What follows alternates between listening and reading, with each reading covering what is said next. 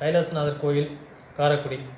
காரைக்குடியில் இருக்க கைலாசநாதரை போய் நீங்கள் உங்களுக்கு வாய்ப்பு கிடைக்கிறப்பெல்லாம் வழிபட்டு வாருங்கள். குலதெய்வ வழிபாடு எப்படி செய்யணுமோ அதேமாரி நம்ம மாதத்துக்கு ஒரு முறையாவது 3 மாதம் 6 மாதம் உங்களுக்கு எப்படிலாம் வசதி வாய்ப்பு இருக்கும். ஆனால் ஆண்டுக்கு ஒரு முறையாவது நம்முடைய நட்சத்திர ஆலயத்துக்கு சென்று நம்முடைய நட்சத்திரத்தில் அவதரித்த கைலாசநாதரை வழிபட்டு வந்தீங்கன்னா உங்களுக்கு சிறப்பாக இருக்குங்க.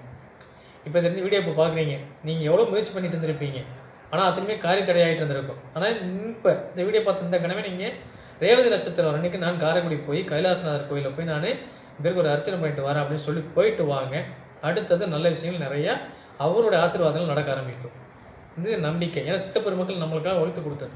27 நட்சத்திரத்திலும் ஒவ்வொரு தெய்வங்களும் அவதாரம் எடுத்து அந்த அவதார புருஷர்கள் சித்தர்களாகவும் தெய்வங்களாகவும் இருக்கிறாங்க. அப்போ அவங்க வழிபடுறப்ப நம்மளுக்கு நல்ல பலன் உண்டு. சரிங்களா?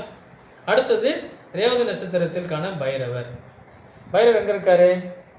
ரேவதி